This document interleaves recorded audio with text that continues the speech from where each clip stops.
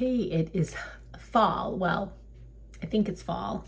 It's like 82 degrees right now, and it's supposed to be fall, but it's not. But anyways, we have sourdough. We are always, or I should say, always looking for ways to cook or bake with sourdough, just to keep it in the rotation, to keep feeding it and using it, and putting it into our bodies is a healthy way to get some probiotics in our body. So today I'm going to make a very delicious pumpkin bread with a vanilla bean frosting or glaze. This is perfect for a dessert or a breakfast treat. It's delicious, very moist, and wonderful and yummy. So stick with me through this video and I will show you how to make it. It's so easy. Even if you're not familiar with sourdough and how to use it, I highly recommend at least doing like quick breads, cookies, some baked goods and things like that, just so you can get familiar with it, to understand the smell of it, how to feed it on a regular basis, how to use it on a regular basis, and just ways to incorporate it in your household and in your cooking every day. And this pumpkin bread, if it's stored properly, will last for a good 3 to 4 days, give or take. So I usually make it on the weekend and then we'll eat off of it throughout the week if it lasts that long. Okay, so you know I'm always about cooking and living budget friendly, so you're able to save money to do things that you really want to do in your home to create this beautiful life, eating healthy, just finding ways to have a good, simple, healthier lifestyle and life for not only yourself, but for your loved ones, family, and friends. One way you can save money is, instead of using a real vanilla bean pad, because those can be pricier, is just get a really good pure vanilla extract. I actually got a big bottle when I was out of the country and I'm still using it, and it's been a few years. So that's one way. Another way is, instead of using canned pumpkin, and canned pumpkin is a great time of, this is a great time of year to stock up to use it, but is just getting a fresh pumpkin, a pie pumpkin that is, because years ago I did a different pumpkin. A pie pumpkin would be ideal. Just cut it in half, roast it, take it out, use the seeds for like pumpkin seeds, and then use the puree for different recipes. Okay, if you've been following me for a while, you know there are so many benefits with sourdough, and anything you make is going to give you those health benefits you need, especially your gut. Your gut's going to thank you for it. So this has a lot of ingredients, but they're very simple. Obviously, pumpkin, sourdough, flour, orange juice, sugar, and all of your spices, the clove, the cinnamon, the nutmeg. You will need some baking soda, baking powder, and coconut oil. You can find all of the ingredients listed out over on my blog, so make sure you check that out. I wanted to mention some simple and inexpensive swaps you can take. Instead of using a real pie pumpkin, you can use canned pumpkin, and instead of using vanilla bean pads, just go ahead and use vanilla extract. Those are some quick, easy, and affordable swap outs. So in your stand-up mixer, or even if you have a handheld mixer, that's perfectly fine too. You're going to go ahead and add all of your wet ingredients. That's your pumpkin puree, your sourdough, your coconut oil, orange juice, etc. Then gradually you're going to start combining all of your dry ingredients. That's your flour, your sugar, your spices into that pumpkin puree mixture.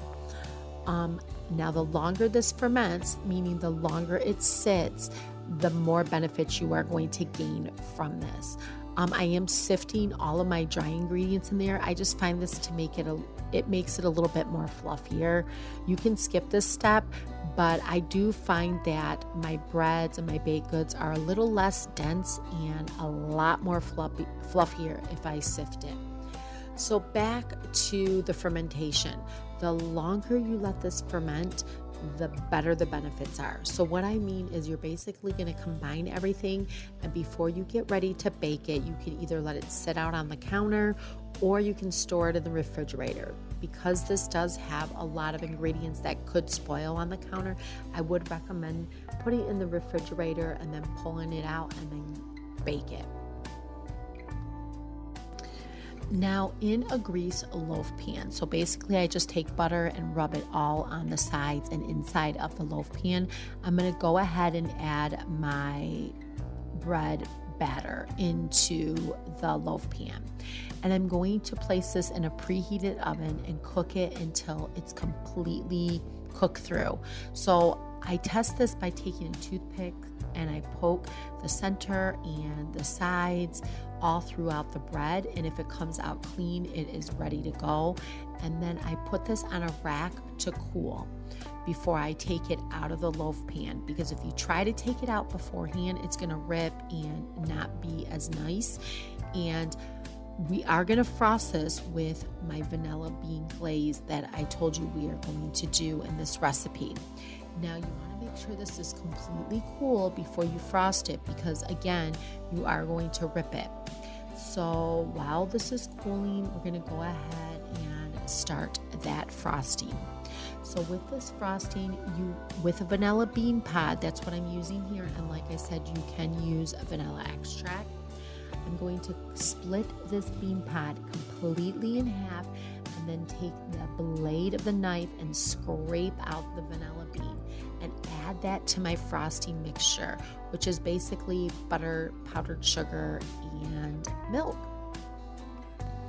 Now, as you can see, my bread is cooled. I'm going to remove it from the loaf pan, frost it, and get ready to enjoy it. This makes a delicious bread for any time of the day. I love it in the morning and I love it in the evening.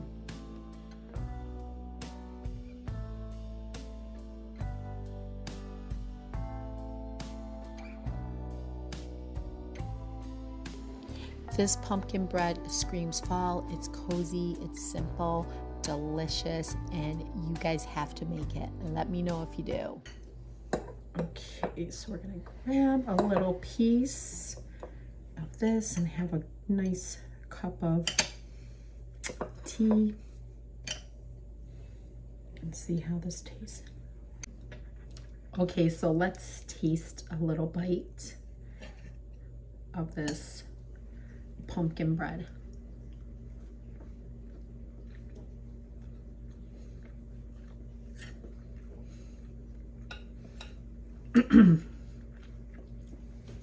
It's definitely very pumpkin flavored. So if you're not a pumpkin person, it may not be your jam, but with the vanilla bean frosting or glaze, it's perfect because it's given it a little bit of that like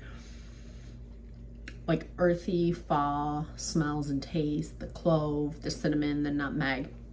And then with the vanilla bean, it gives some familiar taste of summer a little bit with the vanilla bean.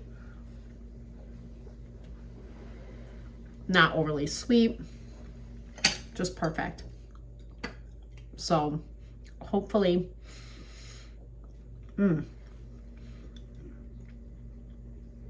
this video inspires you to bake, cook, do as much as you can with sourdough. And if you have any questions, feel free to ask me below. Make sure you head over to my blog post for the full description, recipe details, and get started with sourdough. It's so good for you. So good for you. It's very important to nourish your body with good, healthy ingredients, so you're able to accomplish things in the day and feel good about yourself. I hope you guys are having a great day. Stay safe and warm and cozy with this pumpkin bread, and enjoy.